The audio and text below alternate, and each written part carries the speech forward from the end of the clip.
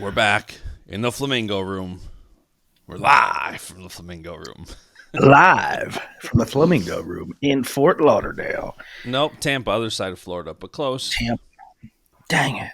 And it's beautiful out, man. It's last night we got some snow. We've got somebody staying at the house taking care of the dogs, so we had to get somebody over there to plow. And I'm looking at the Ring doorbell footage, and it's just brutally cold. And it's like 82 and sunny here. It's beautiful. Yeah. Yeah. Texas is having there was like a viral kind of video, Texas State University. I kids, saw. kids were out in bikinis and stuff. Yeah, I saw that. So but yeah, we got a big weekend ahead, and it's always I. The rest of the season for me gets so fun because you've got. It's not just like we only got 2 weekends of duels left, so we've got some great duels this weekend, some great duels next weekend, including Iowa, Oklahoma State. And then we kind of roll right into the postseason. But it's also fun because now we're at the point in the season where number one, conversation picks up around postseason. So, like, one of our listeners asked about who would I give the Hodge to? Who would you give the Hodge to at this point in the season, freshman, sophomore, junior season? And now that we Yeah. have some more data, like the dialogue gets more fun. We also have like Big Ten projected seeds, and this next month gets really fun. That's what I get really looking forward to is the projected seeds and how it's all going to play out and how it could play out. And I got the I got the Big Ten seeds up, Big Ten projected seeds, with 2 weeks left. I have them up on Mass Scouts, actually in two different versions. One is Well, like, yeah, because you Shakespeare'd it. well, because I have it up in an article form and like a kind of a spreadsheet rankings form. Because the article form gives you a little nuance, like, well, I could see them going this way, but this happened. Yeah. Um, you know, No, the guy I have seated fourth has a win over the number two, but he also has a loss to the eight. So there's yeah. there's some nuance there, and then the rankings kind of version is just data. You can see it's nice, clean, clear. Yeah, Uh, go look at the rankings one first because you can just kind of get an idea of, oh, okay, hey, Ramos won, Lillard all three, and then go read the article and get like explanations and stuff like that. They're both very valuable. so yes, and a lot of it is pretty much set, barring like monster upsets. A lot of Yeah. it is pretty close to what's being um, to what it will be. But Now you're gonna keep these updated because obviously we yeah, got I'm gonna two update. I'm weeks of gonna duels. certainly update after this week. And somebody asked for Big 12s too, so I'm in the process of doing Big 12s, and the Big Tens pretty much set. There's a handful, about a dozen matches that could really influence it. Upsets could obviously influence it, but Big 12, I'm through two weights so far, and there's a lot still. That's not settled at all. Really? There's some. What's too weird too is that doesn't get, doesn't get talked about much, but when you really drill down, is the schedule. Like Yeah.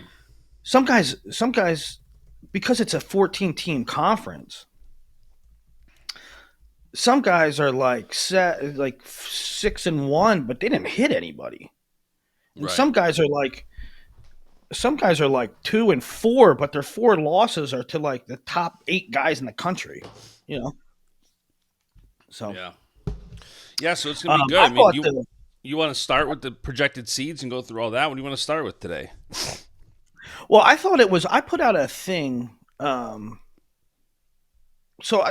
If you don't know, I do a lot of seeding for different tournaments, Super 32. I do a lot of seeds, right, for like officially, and so it's always interesting, the process. Like, what do you value? And everybody has their own different criteria. I have my own sort of system, but I put out a tweet like, "Is Gable next topic number one?"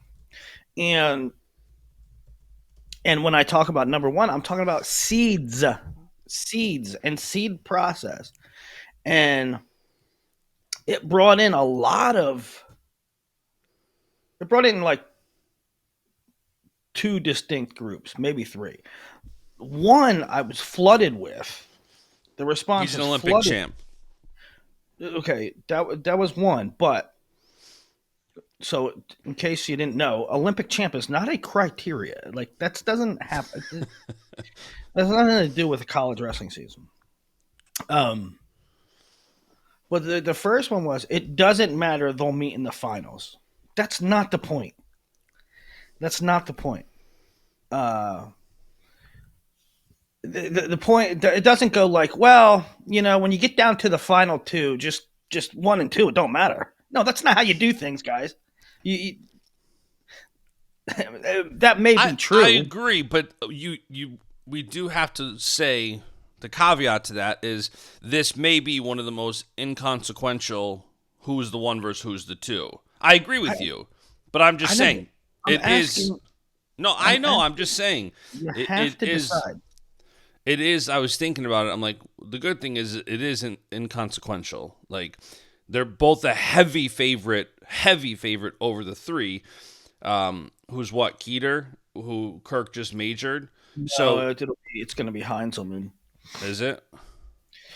Yeah, Heinzelman's 17-2 and something in two in conference. It's only two losses were to Gable and Kirk, and Keeter. I think I have Keeter as the four right now. The reason Keeter won't be ahead of Heinzelman is because he has a loss to Luffman.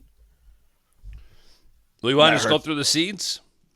Sure. Wait, I need to get this off my chest about this Oh, okay. Gable next You're topic number still one. ranting. Okay. But because it's a process. If you take resume A and resume B and line them up, guess what they are? They're exactly equal. They're exactly equal. You take your names off, the wins are the same, the losses are the same. The only reason why it is next topic is because his name's Gable Stevenson. Sure. Because of what he did 3 years ago and in the Olympics and this and that. And so I don't know. It's not a big deal, but the responses I got were the wrong direction. It doesn't matter. He won an Olympic title. I don't know. I thought it was funny. Yeah, you always get that. I mean, and some of these things are there is a bit of, hey, this is subjective. And I mean, I had someone tell me I don't know wrestling. Probably a troll account, it looks like, but just because they don't agree with giving McAnally as my freshman Hodge so far in the season over Barr, who has a loss. And it's like some of these things, it's just, yeah, people get crazy. Yeah. All right, you want to go through seeds? Let's go through seeds. All right, at 125, it's going to be Matt Ramos. What would you say for hold on real quick for people listening? What would you say the percentage is that these will stick and these will be seeds? Because these are projected and things can change. What would you say as of now, fans listening? The percentage of these holding are X. Well, you know, barring an upset. For instance, we'll start at the very first one. Matt Ramos has Caleb Smith this weekend, this weekend. Matt Ramos is a favorite, but Caleb Smith is an All-American, right? Crazier things have happened, so you have to take. First of all, there's still some wrestling to do, Yep. and second of all, the process for the coaches, the process for the Big Ten is the coaches rank, the coaches seed. They get, and this is why I did it this way for Big Ten because they get a sheet. They actually get sheets. The Big Ten collects all this information, which is what I did. Yep. I duplicated the process that the Big Ten has. The Big Ten central office does what I did. What's their record? What's their record versus the field? What's their rank? What's their wins? What's their losses? And that's exactly what. So that's the way I did it. The way I did it. And for real guys that really dork out on this, like I do, The record versus the field is against the entries. So let's say Matt Ramos wrestled the backup from Nebraska, the backup 25 and he won. That doesn't count as a win. It's only who is entered in the tournament. Okay? So that's a little small detail, but it matters. Um, which really comes into play. I was working on the Big 12s, and like Antonio Lorenzo and Spratley, they have a win over Volk, um, which in the Big Ten, by their criteria, wouldn't matter, right? I don't know how the Big 12 is going to handle that because a win over Jory Volk is very good, but he's not in the field anymore. Medical. Yeah. Um, all right, Matt Ramos is probably going to be the one, provided he beats Caleb Smith. Pretty much locked in there. Dean Peterson, I have as the 2. He has a loss to. He has a loss to who? He has a loss to Rivera. But other than that, he's clean and he has a win over Lillidahl. He's 7-1 against the field and he has a win over Lillidahl. Lillidahl's only loss is to Dean, so I have him 3. And it gets a little funky down there. With conflicting results, but probably Ramos, Peterson, Lillidahl, and Smith. Smith Cruz might be a quarterfinal. Anything in there you disagree with? No, I don't think so. I look through these seeds and I don't really disagree with much. I'm not one of these guys who kind of like nitpicks the rankings and the seeds. I more so when I look at this, where my brain goes is I just instantly start looking at like 2 versus 3, 1 versus 4, 4 versus 5. Like I just start looking at the matchups right away. So I don't really, Yeah. Well, it'll get a whole lot more clear this after. But when you're saying about what is your confidence level about how these stick, one is there's wrestling still to be done, and 2, the coaches vote. So like you can have all the data and in front of you that says what the vote should be, but you still can't get inside the head of the voter. yeah. They can do different things. 133 is interesting, and we won't go through them all because that'll take a long time. But you can go look at them. But 133 is interesting in this respect. It's very simple. Drake's the 1, Bird's the 2. Braxton Brown's the 3. That's clear. That's absolutely set in stone at this time. The big thing here, and this below that is an absolute mess because Buzakis doesn't have a good win. He does not have a good win in the entire conference. But he did beat Tyler Knox, who beat Drake, right? So it's wonky. But here's the situation at 133 that we need to focus on in the Big Ten. Braden Davis is 1-1 in the conference, and he's been out and he's been injured. He could upset the apple cart because he still has Buzakis and Bird. Yeah, now, is he going to wrestle both those matches? He's been hurt, but if let's say he beats Buzakis and Bird, he would probably move to the 2-3 spot. I was just going to ask you if you think it'll be interesting. I mean, historically, I don't think Penn State has really tried to wrestle guys solely based on, hey, let's let Davis go both duels this weekend to get a higher seed. But it will be interesting if he ends up going. It is the current, what you have is the 2 seed and the 6 seed there. Yeah. Yep, that's it for 33. 41, it's going to be really simple here. Mendez and Bartlett are 1 and 2, and they wrestle this weekend. Whoever wins that is your 1 seed. Hardy, with a win over Von Bauer, pretty much locked in, or he is locked in. He has Porter and Clark left. He's locked into the 3. And 141, pretty much straightforward. a lot of people asked about Olivieri over Lemley at the 5'6". That could go the other way. Lemley could be higher. He's ranked 1 slot higher, but his record in the Big Ten, and this is what I said about the scheduling. Olivieri's 4-2, Lemley's 3-4.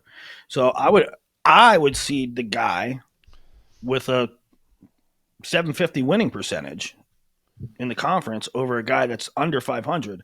However, you might take into consideration that all Lemley's losses are to monsters: Bartlett, Hardy, Mendez. It is funny that 141 is such a cut and dry weight for Big Ten seeds, but could be one of the biggest weights. The fans are in uproar at NCAA's Because because of Mendez, Alirez. Bartlett, Alirez. Because you figure, I think Mendez should be the one. I think both Big Ten strength of schedule is harder, and I also think the returning national champ over the returning champ from 2 years ago. So I think Mendez is the one. But if they do something like put Alirez the one, I could see people getting upset over that. Well, there's no way. There's no way that. By the way, that's if Mendez obviously beats Bartlett this weekend.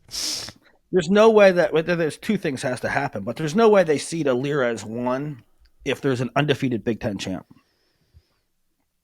Yeah, I think so too.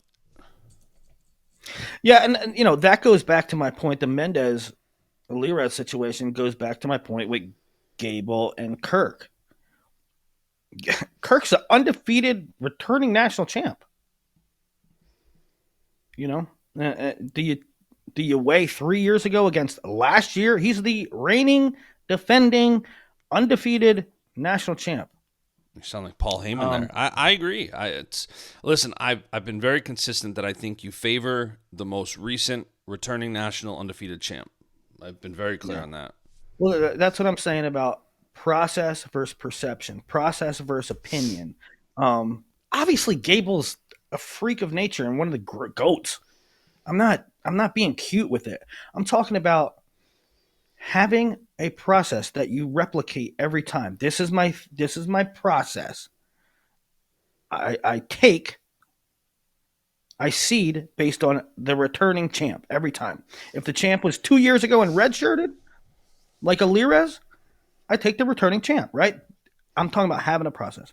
What if a guy was a returning national champ but he took an entire presidency off? That's what I'm saying. All right, now 149, everybody knows the drill here. Shane Van Ness, Kyle Parko, Ridge Lovett, all with transitive wins. This is one where you'd have to get in the heads of the coaches. My process would be recency. Van Ness has the most recent win. Van Ness lost to Lovett, but then he beat Parko, and then Parko beat Lovett. So I have it Van Ness, but who knows? Now, Van Ness still has D'Amelio and Webster. Interesting matchups. He'll be favored in both, but interesting. Yep. And then D'Amelio will probably be the 4. D'Amelio Webster, the 4-5. I have that. So 149. Questions at the top, but maybe not. Questions at the top and overall. Very clear. 157 is interesting. Ethan Miller is going to be your number 1 seed. Almost guaranteed. Tyler Kasich will be your 2 based on the default loss. Sorry, Carter. Goes down as a loss. Don't yell at me. Antrell Taylor will be your 3. Now, this weight has some interesting to be decided. They still have some interesting matches left. Ethan Miller, who already has a win over Blaze this year, has Blaze left. A lot of people say, ain't no way Ethan Miller's going to wrestle that match. You sit out that match, and you get the 1 seed at Big Tens, which, you can form an opinion on if you like that or not. But Ethan Miller, if he wrestles and beats Blaze, he's the 1 seed. If he doesn't wrestle, he's the 1 seed. I think you wrestle a match, but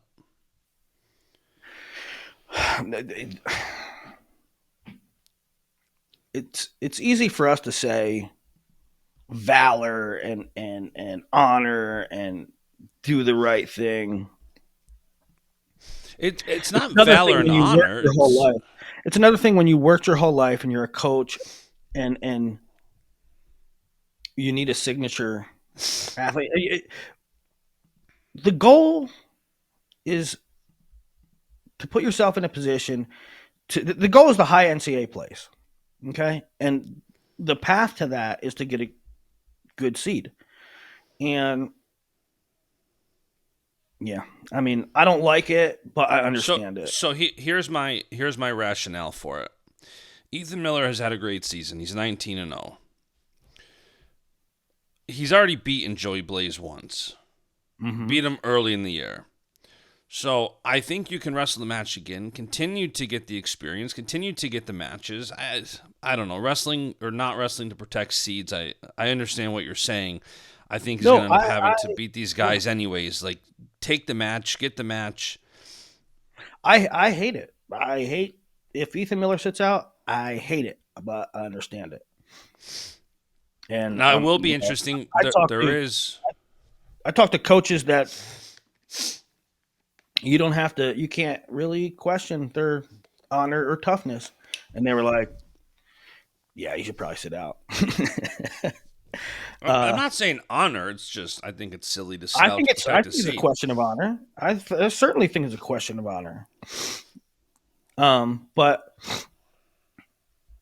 until they do what I say and penalize a designated starter for sitting out, there's no repercussions. No, And I understand, but he's not gonna game his way, in my opinion.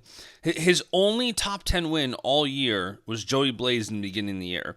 Why you wouldn't want to uh, get Joey Blaze not again? not accurate.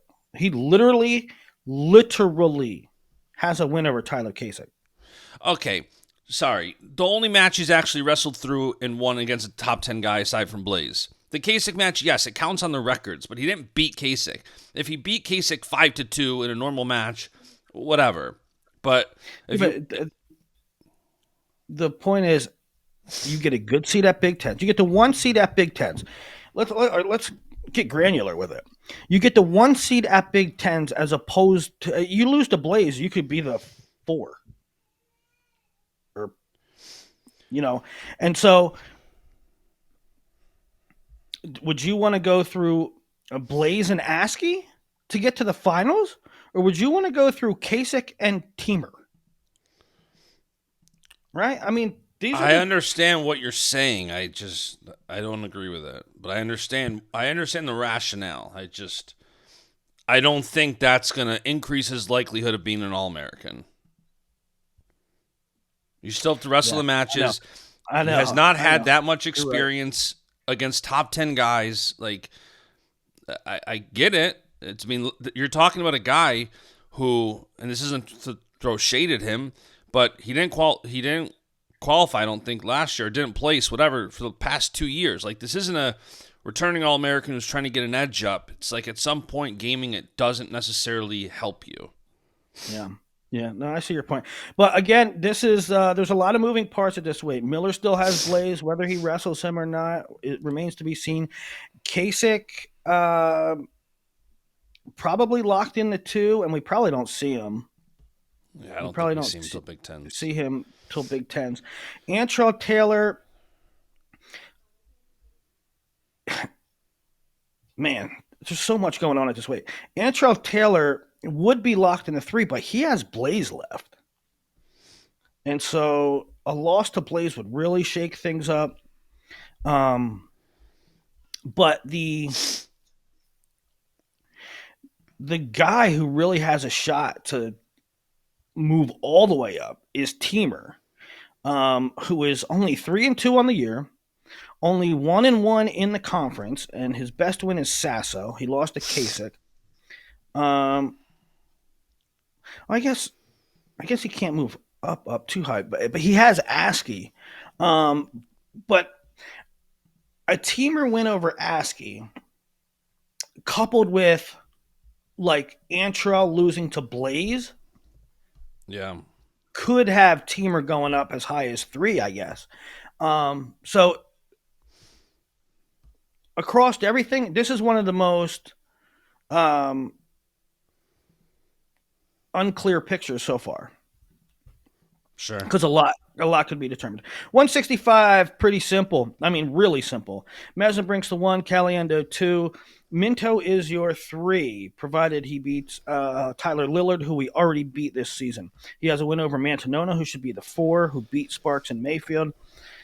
Sparks will be the 5. This one, opposite of many others. This is cut and dry. This is what Yep. it is. With the exception of maybe the 9, and a couple people raised an eyebrow when I had Patty Gallagher the 9. They're like, Willie, Patty Gallagher's literally ranked ninth in the country, and you have him seated ninth in the Big Ten. Well, his whole season was at 157, and now he's at 65, and his record's 1-1. So And they don't count matches at other weights for those no, listening that are wondering. nope. So his record this season for Big Ten seeding purposes is 1-1. 174, Levi Haynes, Carson Karchler wrestle this weekend. They're both undefeated in conference, so whoever It's going to wins be an awesome match. Cannot wait for that. gets the one. I think it is. I think it is an awesome match. Karch is very, I mean, hard to move around. So the one comes down to this one, this match. Whoever you can lock it in when that match is done. Pinto will be your 3. Kennedy, I have as the 4. Whiting the 5. They wrestle, so that will be determined there. So really clear here. It's going to be Levi 1, or it's going to be Levi or Karchla 1 and 2. Pinto's definitely going to be your 3, and the winner of Kennedy Whiting is going to be the 4-5. Yeah. 184, Starachi, lock it in. He's the 1. McAnally is the McNally's the 2 for now. He's undefeated in conference. He's the only other undefeated guy other than Starachi. But he has Arnold. Allred beat Arnold, so Allred's the 3, Arnold the 4. Now, if Arnold would beat McAnally, McAnally has a win over Allred, so things would get wonky there. Jackson Smith the 5, Arnold has a win over him. So it's really clear if McAnally beats Arnold, case closed. It's Yeah. Starachi, McAnally, Allred, Arnold, Smith. If Arnold beats McAnally, I have to see. That'll be a mess. 197, pretty simple. Buchanan is your 1 seed. Josh Barr, who has a win over Cardenas, is your 2. Cardenas, who has a win over Salazar, is your 3. Pretty simple stuff. It's going to be a fun weight to watch. It'll be fun weight to preview too. Heavyweight, Gable Stevenson and Greg Kirkfleet are both undefeated. They will undoubtedly be the 1 and 2, and it'll be Gable that'll be the 1. Heinzelman right now is the 3. He's 6-2 in conference with a win over Feldman. His losses are to two big dogs. I have Keeter at the 4. His wins are over Feldman and Nevels, although he does have a loss to Luffman. And he has Stevenson left. Feldman I have as the 5. He lost to Heinzelman and Keeter. Luffman's kind of wonky because he has wins over Keeter, but he also lost to Slavakuski, who lost to Bullock. So I think heavyweight's pretty much locked in that way.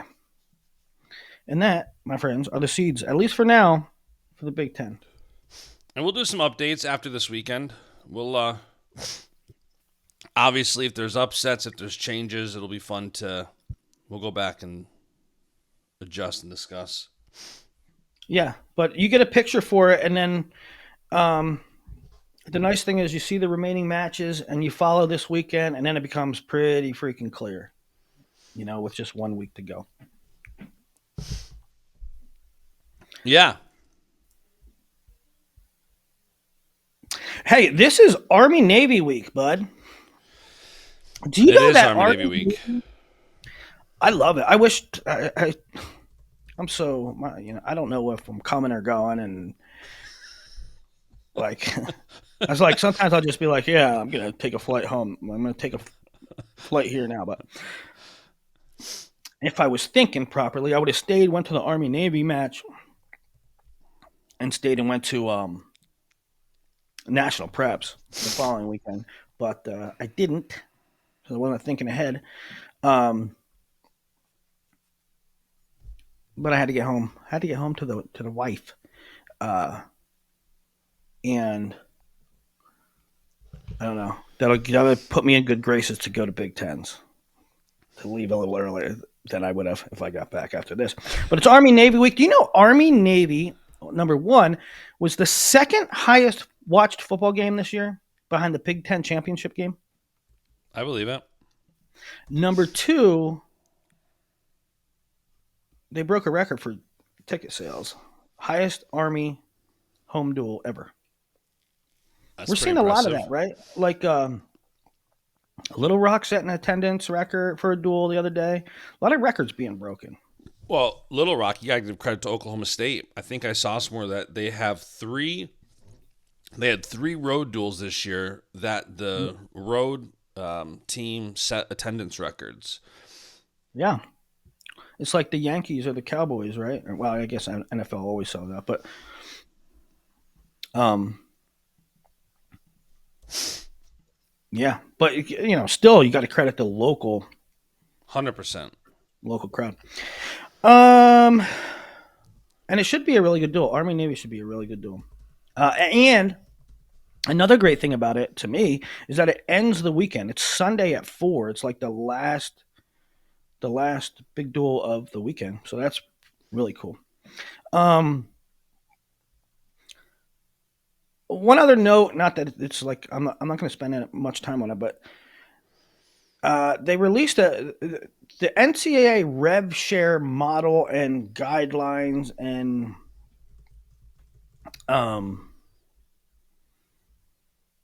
parameters got a little bit more clearer yesterday, and a little bit inching the ball down to being finalized. And man, listen, I wish I could speak with clarity and intelligence on the subject. I'm not bringing it up because I can. I'm bringing it up because it's a big deal and it's coming soon. And I'm going to try to learn as much as I can or get guests on that can speak on it. But there's a lot of moving parts, and although it's getting clearer, there's at least things I don't understand. With the 22% revenue share, and they're going to an in-house NIL thing, which means theoretically, like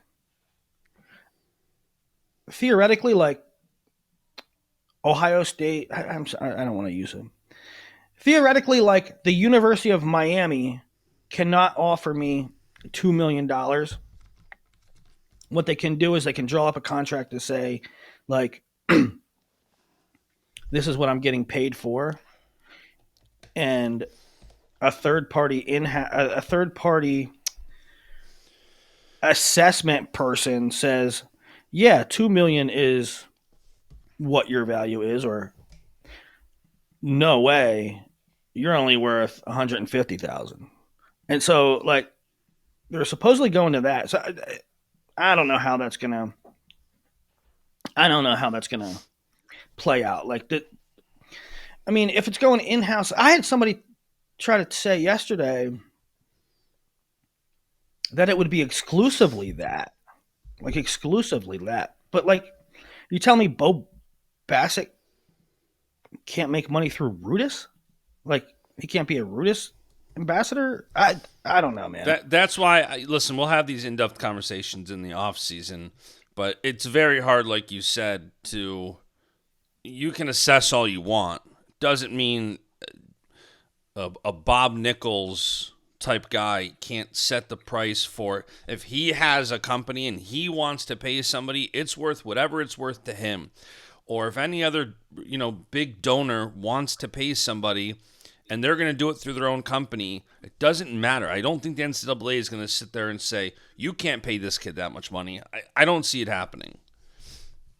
I mean, like what prevents a Bob Nichols or an Ira Luber or a Chad Richardson from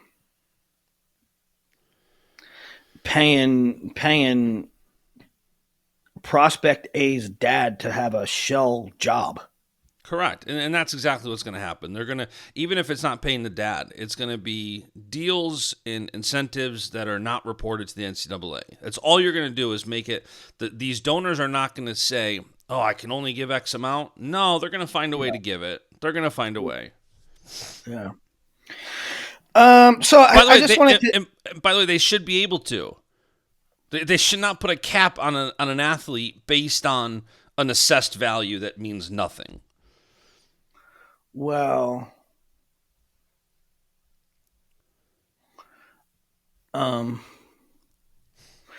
maybe, but I would like some more policing. Like, my biggest gripe in the whole thing. I don't care if people get paid. I don't care if. Listen, I don't care that Bob Nichols pays guys. I don't care that Penn State pays or Ohio State or I don't care who gets paid. The only thing I care about and the only thing I find grimy is Wyoming has a guy that's ranked third, and I don't even know. Like we go to the NCAA tournament, and some guy from Cal Poly's having a fire tournament, and by the end of before the tournament's done, they're talking to him saying, "Hey, why don't you come next year?" Like that to me needs to Correct. be policed. To me, I don't care that people are paying. What I want the portal system. They started this portal system, and now it is non-existent. It's not. But Willie, I agree with you, but you also have all these coaches that, for lack of better words, are sissies, and they tell people like you and I, hey, my guy was contacted, but won't go and report it. So it doesn't help that like all these actual offers, like you and I are hearing it, and coaches tell us, and coaches call me, and they call you and say, can you believe so-and-so called my guy and is offering him money? But then they don't do anything with it. So I agree with you, but at the same time, like the own people in the sport are not doing things about it. Yeah, they have their reasons, but no, I'll tell you what it is. Their compliance department is saying the NCAA, you're preaching to the choir. Every NCAA, every compliance department. You don't think Zeke Jones went absolutely ballistic over this? Oh, I know Arizona State for sure went and had. And you know what? 100%. And you know what their compliance department said? The NCAA literally told compliance departments, stop sending us this stuff. We ain't taking care of it. We're going to get to it. We're going to fix it in some way. That's crazy. Down the road, but stop sending this stuff to us. That happened. That's wild. So, and now with the revelation in the last maybe 6-8 months that the portal doesn't matter. I mean, there was literally literature that came out a month ago or 2 months ago that said you don't have to go in the portal. You can show up anywhere. That is the stuff that I don't like. They started the portal system. It's great. There's some transparency there. Okay. Carson Beck wants to transfer. He goes in the portal. Everybody's aware of it. All the schools across the whole Division I can contact him and make offers. What I don't like is cold calls and poaching. I Yeah, don't. I I don't like agree. that. I don't care about the paying. I don't care about the paying. That's fine. Winners win. Money wins. Right?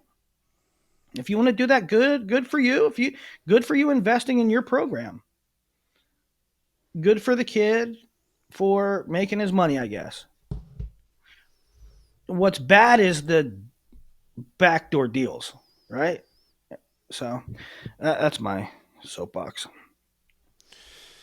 Yeah, well, again, we'll talk about that much more in the off season, but Yeah. good Yeah. update.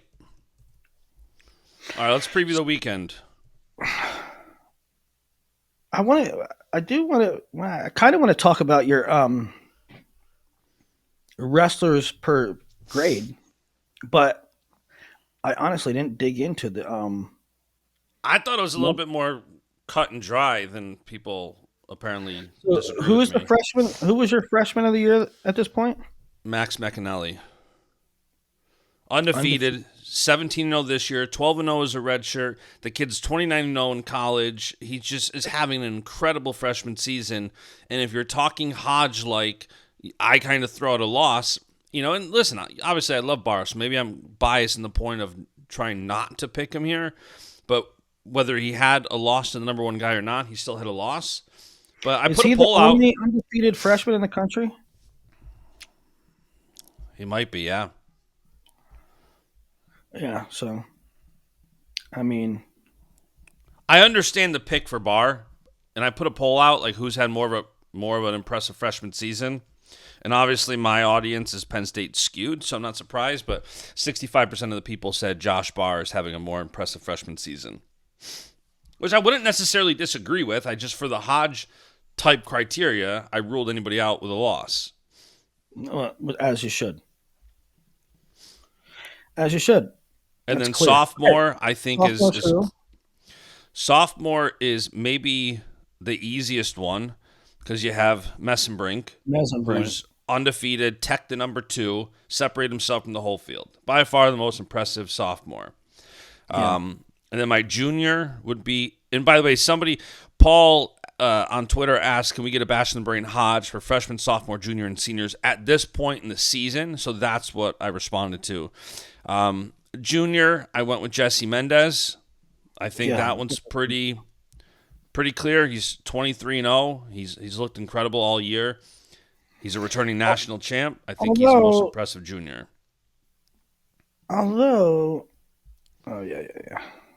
yeah, for sure. There's a couple of other impressive juniors, no doubt. No, you're right. You're right. But I think that was Mendez. And then where people kind of, the biggest discourse was senior, I took Carter. And people said, number one, again, this is one of those Gable next topics for some people. And I'm like, for me, and I even referenced, if you go to WrestleStat, and I looked this up after. It would have saved me time if I looked it up before. But if you go to their, they have a Hodge Watch, and you can search for under WrestleStat, go to Rankings Hodge Watch, and they have a list comprised of a custom formula driven by 4 factors: wrestler rating, dual strength, opponent strength, win percentage. The 1 is Parker, the 2 is Carter. I don't care They if also have something in there. Don't they have bonus rate in there? I think it's factored in. Those were the 4 things listed for this formula. But either way, they have Parker the 1 and Carter the 2. You can't tell me Parker over Carter. Listen, unofficially, maybe. But when you can't pretend the All-Star Classic match didn't happen. Carter beat Parker, and Parker otherwise is undefeated last year, undefeated this year. So this isn't just, hey, he's a returning 4-time national champ. This is also, the dude's got 93% bonus, and he beat the returning national champ. It might have been at a quote-unquote exhibition match, but... I think for seniors, I don't know. I think Gable will... I think Gable will ultimately win it. Although, by the way, he might deserve it if he ends up, depending on how seeds for NCAA's go, if he ends up majoring Wyatt Hendrickson, I don't think they're going to end up meeting. I think if Gable wins, I think Gable wins out. He's the one. Kirk's a 2. Wyatt's a 3. I don't think that's going to change. If that happens, I think, we're not going to see Gable Wyatt. But if Gable were to major Wyatt and major Kirk, then I agree he's got to get it. If you beat a returning national champ in a dominant fashion, I think that it's your Hodge to lose. How about the other argument? Carter could win 5 and never get a Hodge, which is crazy. By the way, and that's where it gets tricky too, is because for me, the top 3 guys for Hodge are the guys who have the opportunity to be undefeated and beat a returning national champ in the process. So you have Mendez, who could potentially be a returning national Big Ten and NCAA finalist, and Bo Bartlett, and then potentially beat Andrew Lears. Now that's if, and this isn't Mendez's fault, but for example, let's say that seeds or ranks hold, whatever, and let's say Bartlett beats Lears and Mendez beats Bartlett. That hurts his Hodge resume, in my opinion, versus getting a head-to-head over a returning national champ. Yeah. But again for Carter, I think for me, and somebody said, how could you pick Carter with 93% bonus over Gable with 100% bonus? Simple. I give the weight over Parker, a returning undefeated national champ, more weight than a close match with Angelo Ferrari. I give more weight to beating Parker than only decisioning one of the best recruits coming into college. By the way, again with Carter, if Carter beats Parker to start the season and end the season to win his 5th Hodge and go undefeated, for me, that's also Hodge next topic. Do not give Gable his 3rd Hodge over Carter getting his 1st for winning a 5th championship if he beats Parker to start the season and finish the season and goes undefeated. That's Carter next topic for me. I have to see. I have to see the. I don't know if it's next topic. I have to see. Maybe not next topic, but I mean the method that Gable, the method that any of them are dominant. No, I agree, and I think again those 3 weights for me are the weights where the guys have the highest ceiling, because you could not only beat a returning national champ, you could potentially bonus. Now I don't know if Carter only decisions Parker and Gable majors Kirk. I understand the argument for Gable to get it. Yeah, I understand that. Well, in the past few years, past maybe decade. By the way, I also don't think Gable's going to bonus Kirk. I don't think that's going to happen. I don't think so either, but he could. I don't think so either. But 3-point takedowns is a little different. And the last decade, it's gotten really, the Hodge voting has gotten really analytical. Like, they don't take a whole lot of subjectivity. They go, well, what's the stats? Oh, he had a 81% bonus rate and he had a 79.6. Well, the 81. By the way, people loved your Piles voice earlier in the week. Nerds, but yeah, we'll see. It'll be interesting. Those are my 4. There's another Piles voice coming up. There's another Piles voice coming up later in the show because he went totally disingenuous once again. I don't know if his target audience is like newbies or something, or it's like he's trying to be tricky or something. But anyway, that's coming up. Let's go. Weekend preview Thursday night. That's tonight. Kent State Central Michigan on ESPN Plus. Cleveland State Lock Haven on Flow. Lehigh at Penn. Lehigh minus 3.5. That's on ESPN Plus at 7. That is what I'll be tuning into. Stanford at Princeton.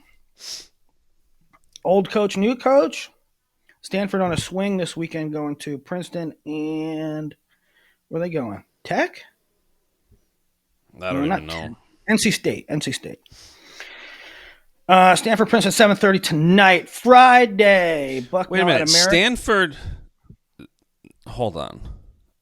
Oh, I guess it's both East Coast. Okay, they're at Princeton Thursday night, and then they go right to NC State for a Friday night duel. Yeah. Friday That's a night, quick Bucknell, turnaround. American, VMI, Davidson, Ryder, Edinburgh.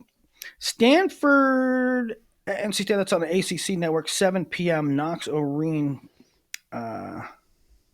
Possibility there. Virginia at North Carolina, also at 7.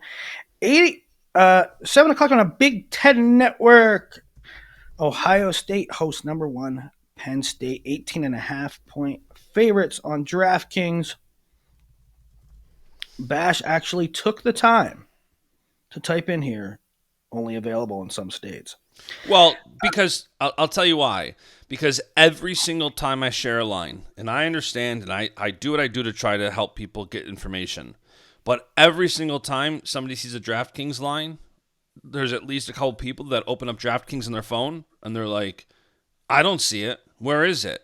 Yeah, it sucks, guys. It's only available in like, I don't know, 8 states. Now, I use betonline.ag. They're an offshore company, so they open it up to everybody, but their lines don't come out until the day of or the day before. So we're recording this Thursday morning. BetOnline still does not have lines yet. But yeah, DraftKings unfortunately is only in like 8 states or 10 states or something. It stinks. But every time I share a line, I feel bad because people are like, I don't see this line. Where is it? And I'm like, yeah, I don't have it either in New York. Yeah. Okay, so 125, Macron against Lilladal. You pick Lilladal there, but Macron's streaky. He had some good wins and some weird losses. Buzakis, Braden Davis. Will Braden Davis go? He needs it for seeding purposes, but at this point, if he's banged up, maybe you just mail it in and say he seeded what he seeded at Big Tens, and he'll earn his NCAA seed at Big Ten. And it was interesting. Kale said in his media availability this week, he's like, it's not. He doesn't have a season-ending injury, and he doesn't have a nuance injury that he'll be dealing with at NCAA's like Carter did. So it sounds like he's close to being as ready to go as one can be after a grueling season. So I don't think they're going to rush him out this weekend. But Cal did say he's like, there's a good chance he wrestles this weekend. There's a chance he doesn't. You know what we often don't, I'm not saying that is this, but what we often don't think about in some of these occasions is skin infection. Yeah. Sometimes it's skin infection. You can't go. You won't be able to go. I am desperately waiting for Braden Davis to come back. I love the way he competes, and but who knows? Who knows what the smart? By the way, and some people were thinking that they didn't know. They didn't know if Buzakis would go, if it would be Davino. Ohio State put their probables out. That's who I put in here because they do not have Sasso 57. They do not have Gallagher at 65, but they do have Buzakis at 33. So I'm assuming we see Buzakis this weekend. That's weird, man. That's weird. It's a lot of weird situations. Again, Patty 1-1 at 165, but hasn't wrestled in a bit. And I mean, not wrestling this weekend. Brock Herman's got a lot of matches. I don't know. Interesting way. We'll have to wait and see what we get. Number 1, Jesse Mendez. Number 3, Bo Bartlett for the Big Ten seed. Number 1 seed and number 1 spot in America, most likely. Who are you taking? I think you have to go Mendez. I mean, Mendez has beat him now 2 times in a row. So I think you got to go Mendez. I think last year, if I recall correctly, Bo won in overtime at Penn State at the duel, and then lost 4-1 at Big Tens and lost 4-1 at NCAA's. So I think you have to go Mendez, but this is a very winnable match for Bartlett. The last time they wrestled, it came down to a takedown in the last 30 seconds. And as good as Mendez has looked this year, we did just see him go into double tiebreakers with Vince Von Bart a week ago. That's right. Now, the 2 things can be true. I've been praising Von Bauer for a couple months now, and I think he is the real deal. Well, also could be true. You think of Mendez, and if he doesn't blow somebody out, then is something wrong with him. Von Bauer is very good, and matches 7 things can happen in 7 minutes, but you end up winning by a point. This guy's not falling. You won. You got your hand raised, right? Yeah. Um, and Bo and Jesse, they're always going to be in the margins, always going to be super close. And if you try to overanalyze some things with Bo, it's like, oh well, he only beat this guy, 5-2. I'm not saying that Bo Bartlett is Kyle Dake, but a lot of people poo-poo on Bo's ceiling or the best version of Bo. Well, he can't do this because he only he wins a lot, 5-2. Well, Kyle Dake would have some matches where he'd win 6-2, right? He'd win 5-2. Bo just wrestles that kind of style. Close matches, a lot of close matches. So I'm taking Mendez, but this match is always going to be a thing. Yep, it's going to be exciting. Wouldn't be surprised either way. 149, D'Amelio, Van Ness. You go Van Ness here, but it's a good matchup. By the way, real quick too about last Bartlett Mendez point. Even if you're a Penn State fan and you definitely want Bo to win this, we saw this last year where Bartlett wanted the duel and then lost both times in the postseason. So it's going to be all 3 times they could likely wrestle. That it could be a match that goes either way. Yeah, that's what. I mean, could you imagine if Jesse goes undefeated? Is Bartlett the Buffalo Bills? And Jesse Mendez is the Chiefs? Could be. Yeah, man, Hodge is so interesting. I mean, imagine if Jesse sweeps and beats Bo Bartlett twice and beats Andrew Alira as a national finals. That's Hodge. I'm telling you, those are the 3 weights. 41, 84, heavyweight. With those guys, their ceilings are higher than any other weight. Van Ness, D'Amelio, 157. No Sasso in the probables. Probably not Kasich. I mean, we're probably looking at Brandon Cannon, who, by the way, is on my fantasy team. Against David Evans or Pierce or something. So not sure. Kasich, obviously with head injuries, you want to be err on the side of caution more often than not. So I doubt we see Kasich. He doesn't need it for seeding. Penn State probably doesn't need it for the dual win. So I doubt we see him. Yeah, and I kind of had a little slip up because I was like, oh, maybe we'll see Facundo. Sorry, guys, we're not seeing Facundo. I tweeted that kind of just not really thinking. I think my kid was screaming, and I was like, oh, no, maybe we'll see Facundo. Yeah, no, we'll likely see David Evans or Connor Pierce. Cal even alluded to that because instantly people started saying, could we see Joe Seeley? I don't think we do. I think Cal even mentioned. Is Joe Seeley in school? I have no idea. Let me see something. I have no idea. It is funny when I love Cal when the media tries to get. Hold on, let's back up. What's up with Facundo? Why don't we see Facundo? I think he's just got a lingering injury. I just don't think he's ready to go this year. I think he got banged up a month or 2 ago. Seeley is on the roster. But so one of the media guys, so they said, hey, so if Kasich can't go this week, who are you thinking? He's like, well, we got a couple good 49-pounders that can go up. David Evans, Connor Pierce, those guys can fill in the gap. And one of the guys goes, well, what about Joe Seeley? What? And Cal goes, they go, what's your outlook on Joe Seeley? And Cal goes, well, what do you mean by outlook? Well, how's he progressing, this and that? Cal's like, Joe's good. He's good. It just goes on to the next question.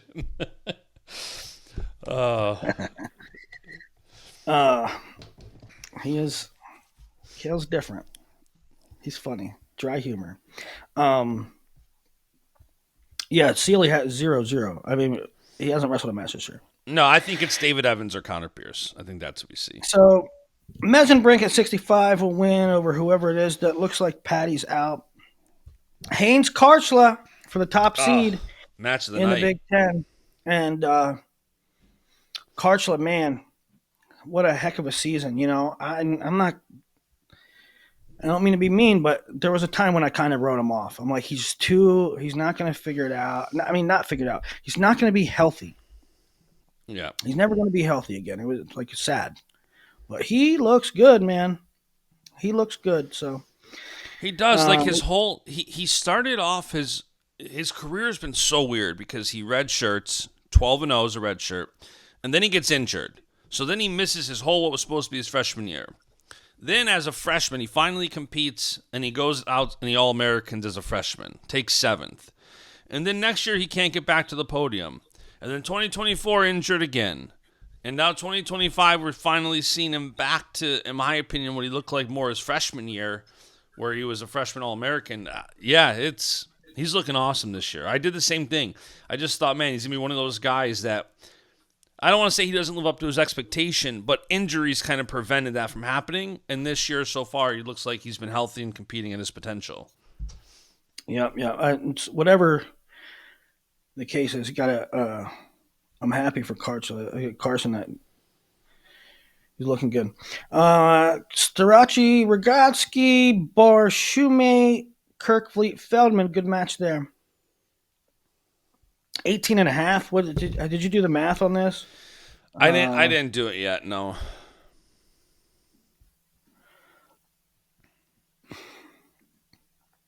I would take Penn State. Yeah, it's definitely looking that way. 21. Actually, I don't know. There's so many personnel questions. I don't know. Also, Friday, Maryland, Purdue, Michigan State, Rutgers, Ohio at Edwardsville, Pitt Tech, Wisconsin Northwestern, ISU, South Dakota State. Get to the Iowa, big Minnesota is one. also Friday, huh? Iowa, Minnesota is also Friday.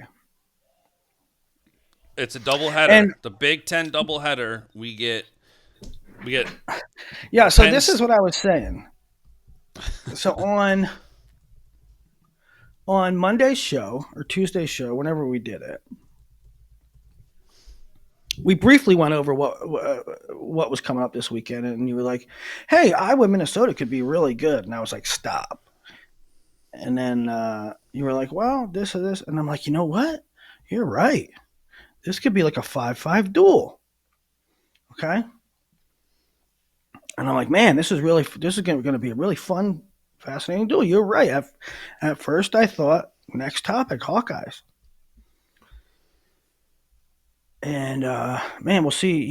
Especially if Teamer's out. If Teamer's out, this could be 5-5.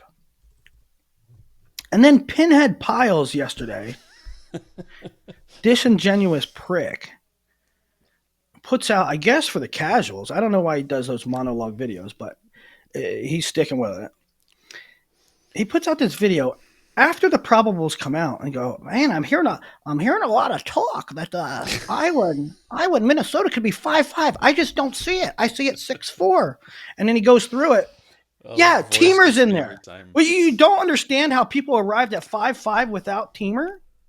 You don't understand that? Or are you just trying to fool the casuals? Yeah, if no teamer, this is a very close duel. I think obviously now that the probables came out and teamers in it, you gotta favor Teamer over ASCII. And WrestleStat had Salazar over Buchanan, which just ain't gonna happen. But So now I'm not saying that for the Gopher fans out there. I'm not saying, oh well, Teamer's in now you have no shot. I'm not saying that, because Teamer only has 5 matches on the year, and he hasn't wrestled in a couple weeks, and ASCII's very tough. And can ASCII beat Teamer? Absolutely. Um, but you kind of you pick Teamer, but there still are other. by the way, It isn't interesting. I mean, we'll go through all the weights, but it is also interesting that Nelson Brands is listed as a probable at 74. We haven't seen him listed as a probable in a while. So is that for a reason? Yeah, I think it is for a reason. I think it is for a reason. Um, Part of me thinks that at the end of the day, when entries are put in the Big Ten, part of me thinks it's Nelson Brands. I don't Oh, know. I don't know. I don't know. That's not inside info. That's a little bit of a gut feeling. sure. All right, let's go through the duel. All right, Joey Cruz and Cooper Flynn. Joey Cruz 8-7 on the year. Cooper Flynn much higher ranked at 13. But if you look at the ledgers, um, I don't think there's a 26 to 13 in the rankings. I think is a little misleading. Cruz has wins over Rivera and McCrone, losses to Smith and Lillidahl. Uh, Flynn has a win over Rivera and losses to Smith and McCrone. Um, so Flynn lost to McCrone, who Cruz beat. In fact, in the Big Ten seeds, I have Cruz the 5 and Flynn the 8. So in the rankings, everybody has Flynn ranked higher, significantly higher. I don't think this is a 13 versus 26. You usually say 13 next topic. I don't think that's the case. No, I Um, think a big question mark here, too, would be Cooper Flynn's health. I don't think he's looked 100% in that match against McCronin last week. He definitely did not look himself. we're I going McCronin now. No, I'm saying when Flynn wrestled McCronin. McCronin. Yeah, McCronin. What's McCronin. the what's the problem with that? Well, there used to be. Okay, so last week you pronounced his name McCrowan. Yep. For 2 weeks you've been saying his Listen, I name don't have a McCrowan. fancy college education like you. I just read it and I say it, and you know who I'm talking about. All right, if I said this to you, Yep. pronounce Crone. Crowan. All right, Crowan. Yeah, I don't know. Listen, I think it's a toss-up match. I think Joey can definitely win. Um, I really think it comes down to how banged up Flynn is. I really do. I don't. I don't. I'm taking Cruz. I think if Flynn is, I don't know. Cruz is probably the smart pick based on how Flynn has wrestled, but if Flynn's health has been, a factor in my opinion. Because he looked good a couple weeks ago when he beat Rivera. He looked great, I thought. Yeah, I think it's a true toss-up match, and Cooper's one of those guys. He doesn't shoot a whole lot, but the the thing about Joey is Joey's super forward and super offensive, and so he can score, but it also opens up opportunities for the other guy. So I have Yeah, no I mean, idea. you I have also no thought. idea. I mean, and you kind of called this one correctly. I can't remember if it was on the podcast or off, but you had said that Joey Cruz being the guy who goes after it benefits Lillidahl. And then we Yeah, saw Luke go out and tech him 22-6, and I kind of pumped the brakes on Joey Cruz a little bit, which maybe not necessarily, yeah. I just don't think Cooper Flynn is Luke Lillidahl. no, Um, I 100% but agree. now, listen, Cooper could definitely win, but I'm taking Joey Cruz here. I just think Yeah, I think Cruz is a smart pick. part of it is trajectory. Like Cruz looks outside the Lillidahl match, Cruz looks good. Cruz has looked really good. I mean, he's really threatened Caleb I Smith. agree. Um, Maybe it's a silly pick. I don't know, but I'm taking Cruz. Drake Ayala, Tyler Wells. Tyler Wells, very good. A funny story about Tyler Wells is like he I'm pretty sure he wasn't on my final big board, which makes me look, I don't like that because he's very good. Um, but the backstory there was his results were good. He was big board material, and he wasn't committed, and he wasn't committed, and he wasn't committed, and he ended his senior year uncommitted or very close to it. And I was like, I contacted people in Minnesota. I'm like, what is going on with Tyler Wells? He is way too good to like not be like, what's happening? Like, this is a really good prospect, and he's not committed. And they're like, he doesn't want to wrestle in college. I'm like, what? And they're like, yeah. And then, I talked to it might have been Branville at the time. And he was like, hey, Willie, we convinced him. We got him. And, but that's the story of why Wells wasn't on the big board because I was told he was not wrestling. That's crazy. Anyway, Drake, should win there. I think it's Drake by major. I think when I'm starting to look at the betting, I think Drake wins this by major. Von Bauer, Schriever, you've heard me talk in the past few weeks. I love Vance Von Bauer. The thing is, though, and I think Von Bauer is a little crazy enough. He wrestled real crazy, so this might not be a thing. But Schriever's hard to score on. Schriever doesn't give up a whole heck of a lot of points. So I don't know if there's major territory, but I certainly take Von Bauer for the decision. I mean, Brock Hardy just majored him last week. I think both of these guys, Wells and Schriever at these two weights, they've both lost, I think, 3 out of their last 4. And they just, they're both like, I mean, Schriever's wrestled tough guys. He got majored by Brock Hardy. He got pinned by Braxton Brown. He lost 7-3 to Bo Bartlett. Like, those are top 10 guys, obviously. But, yeah, I don't think that Von Bar's. Do you know, I was doing a Big 12 seeds last night. This is a little off topic.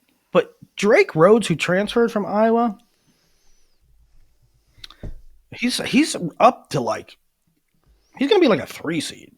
He transferred from Iowa to South Dakota State. He's ranked like top 15. I always love your like, I'm doing research, no context tweets. Like, what was the one that it was like you just showed a guy 174, 174, 174 heavyweight, and you didn't tweet anything with it. You just put out the WrestleStat screenshot. Well, the guy went from 65 to 74 to 285. Lance Runyon, he's ranked 15th in the country. It's insane. He's doing incredible up there. I know why I was thinking of Drake Rhodes, because the question about who I was going to put in there, Ryder Block has all the ability in the world, really good prospect. It didn't start off the season too hot, although he wrestled some tough dudes, 2-4. But maybe the pool was too much. So, anything I was super interesting, and it's interesting who they're going to go with for Big Ten. Parco Roberts, you go Parco here. Teamer Askey, and Iowa really needs Teamer for the duel. And if he is indeed in, which it looks like he's going to be, that's big for Iowa. So, number 3 versus number 8. Big one there. And last year at this time, it would be Teamer next topic. Then we saw Askey, how good he was at NCAAs, coupled in with the fact that Ja'Cory has not been active. 5 matches on the year, missed a bunch of time with a hamstring issue, came back, missed a couple more matches. Normally it's Teamer next topic. This could be interesting. Yeah, and they do have a head-to-head. Teamer majored him 14-5, but that was a presidency ago, 2021. Yeah. Arizona State versus App State match. Wow. Um, Caliendo Sparks. Now, if you're looking for a fifth match, I really I can't find a fifth match. Uh, this was a 7-6 win for Caliendo at Soldier Salute. So, Mm-hmm. um, if you're doing the math here on how Minnesota could win, they need 26 or they need 25. They're going to get 41. If they if Sparks could pull an upset, they're going to get 84 in heavyweight, right? So And it is like it's one of those things where I see a match like this going either way because you know Caliendo is 4-0 against Sparks. It's been every year the last 3 years, twice in 2022. Sometimes it gets hard to beat somebody so many times in a row. So at yeah, what point does the underdog have the favorite? So at the same time, Caliendo, can he make it 5-0 after 4-0? Absolutely. But it is definitely a very interesting match to watch and could be huge for the yeah, duel. yeah. Well, I got Iowa. You're Kennedy or Brands versus Whiting. You're going to take either one of those Hawks to beat Whiting. McAnally Arnold. Arnold over McAnally wouldn't be earth shattering, but at this point right now, you don't take it, right? You're not taking Gabe. No. Right. Um, Buchanan, everybody will take Buchanan over Salazar, right? And then everybody will take Gable over Keeter. Um, so there's a couple spots. There's a couple spots that are really interesting, and it's going to be an awesome duel. It's going to be an awesome night of wrestling. Um, Cannot wait. I love these in the double Big Ten. headers on BTN. Can't wait for the commentary. No, well, see, these are on Big Ten Network, I know. linear. I'm being facetious. Big Ten Network at their, as you call it, linear phase are phenomenal. I think Mhm. Sparks, Gibbons, I think these guys all do a fantastic job. And that's honestly kind of why we, have high expectation on the lower end is because it is such a good product when it's mainstream. Like Who's an Friday night, awesome? weekend, BTN product. I know, right? And that goes back to I don't want to beat a dead horse, but when you know you're getting Sparks and Gibbons and TJ and it's going to be well produced. The the camera angles are going to be awesome. The production's going to be awesome. The announcers are going to be awesome. They're going to have halftime interviews. They're going to have features. They're going to have nuggets. They're going to have good rankings. Going to have good context. I get jazzed up. I get jazzed up for the production level of Big Ten duels, and part of that is commentary. And I will so, say, yeah, Willie, yes, it one matters. one thing that we kind of didn't discuss in our last show that I do want to touch on real quick on Commentary Gate. You know who doesn't help? Big Ten, BTN Plus, all that? The SIDs. The SIDs largely do not help when even this morning I'm trying to do research, which I'm sure commentators, everybody else are. You know how many of these schools don't have a weekend preview out? And I got to go hunting for a probable or for what could potentially happen or information isn't out there yet. To not have information a day and a half away from a duel is a little crazy. Like who? None of these schools. Penn State has no information out. I don't think Minnesota has information out. I'm like going through, like looking for previews and stuff, and it's like half these schools have nothing for tomorrow night. Don't fire shots at Pat Dongide. That's my dude. I did see people taking shots at Pat, and so I assume what happened, and I don't know if this is directly Pat or not, but so Penn State puts out the graphic. They won 35-10 over Maryland. They put out the tweet. They put out the graphic. They put out the recap.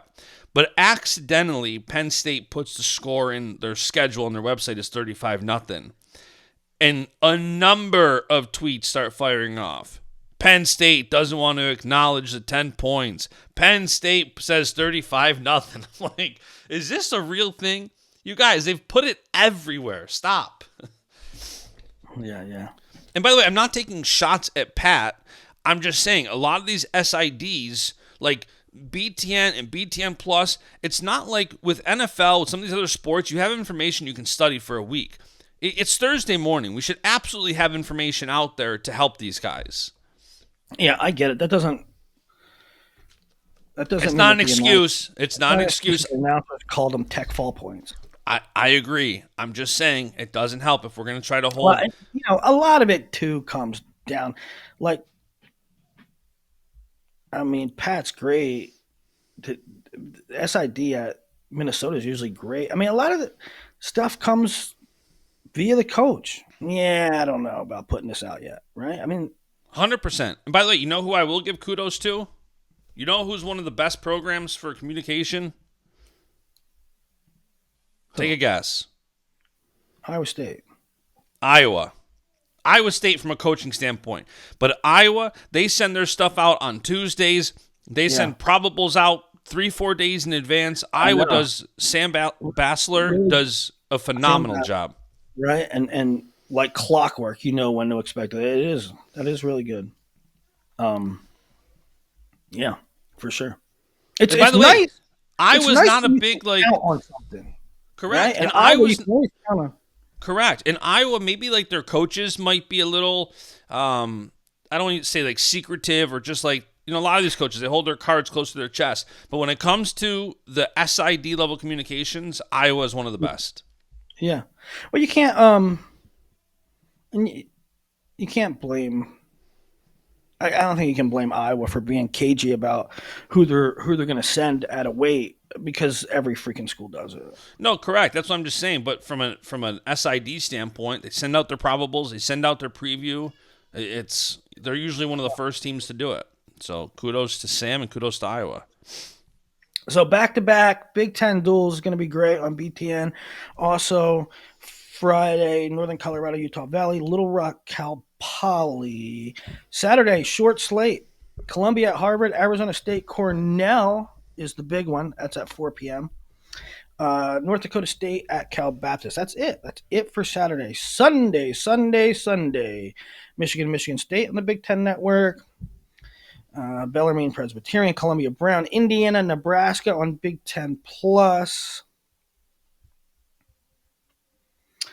Penn State, Illinois. Could we see Bird Davis?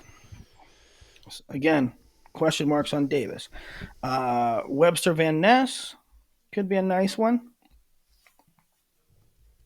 Ruth Starachi, right? Last year's Big Ten champ because of who didn't wrestle. Hey, you know what? Talk about Big Ten champs. You know what I just realized yesterday? What did you just realize? I was looking for a photo from for the Big Ten seeds, and so I'm going back. I went back to Big Ten championships last year, and I go to the finals, and I'm looking for a photo, and I go through all the photos. And you know what I realized? Guess how many returning Big Ten finalists Iowa has? 0. They had one finalist last year, and it was Zach Glazer, who is now at South Dakota State. Isn't that a crazy stat? Jackrabbit, yeah. By the way, we got to figure out if we're going to Big Tens. Well, you say you're going, but then that might change 2 days later. Well, you alerted me to something. I've never been to Bloomington, Indiana. Is it hard to get to? You have to I don't think that's where it is. Where is I think it's at Illinois, which is 30 minutes outside of Chicago. Oh, it's at Illinois? Why did I think it was at Indiana? I believe it is at Illinois, which is 30 minutes north of Chicago. I forgot the name of the town the university's in. Champaign. No, I don't think it's in Champaign. Illinois is in Champaign. Well, first, no, but I'm saying I don't know if that's where. Big Ten. Big Ten's in Northwestern. It's in No. Evanston. Is Look it? at it That right now. makes okay. So that makes sense. So that's a half hour north of Chicago. So that's gotta be what I'm thinking. Yeah, that's not hard to get to. No, that's a flight into O'Hare and a 30-minute Uber drive. Yeah, that's easy peasy. I'm doing it. Why did I think it was Indiana? I don't know. You Um, want a yeah. Nickety to go home? Are you going? You're I'm going. undecided. Well, here, I'll be honest. Well, here, listen, this is part of it. Am I going to have a problem getting a Big Ten credential? If I don't get credentialed, I'm not going. You won't have a problem. I don't think so, but I don't even think the application's out yet. So I got to wait for the application to come out, apply, and if they approve me, then I'll likely go. Pat will send it. Go out Saturday morning, Works. fly home Yeah. first thing Monday morning. They have a great flight from Rochester. It's like leave at 6 a.m., get there at 7 a.m. So I'll fly out, get there first thing Saturday morning, and then stay till Monday morning. So I'm in. As long as I can get credentialed, I'm leaning towards being in. All right. We We'll be got to best bring friends. the equipment because we got to do the shows. You're the We'll be what? best friends all weekend. Uh, We'll watch the finals from the Sunday, hotel. Northwestern or Iowa on Big Ten Plus. Iowa State, Northern Iowa. This is so fun, and it kind of like they're kind of cordial. Northern Iowa and Iowa Dresser, and I don't know. They're in state. There's rivalry there, but they're cool about it and they're fun about it, and the fact that Iowa State and Northern Iowa are doing it, it just makes you think why doesn't Iowa do that with Northern Iowa? Anyway, it's going to be a great duel. The line is 15 and a half. That's what it opened up as, yeah. Man, that seems way high, but let's go through it. Tarakina Anderson. I'll tell you what, 125 Big 12 seeds are all over the place. There's so much there's so much still left to do and it's still left to happen. Anderson is 0 and 5, I believe, in against Big 12 competition, but it's like all the top 5. Tarakina really needs a good win too. He hasn't faced a whole lot.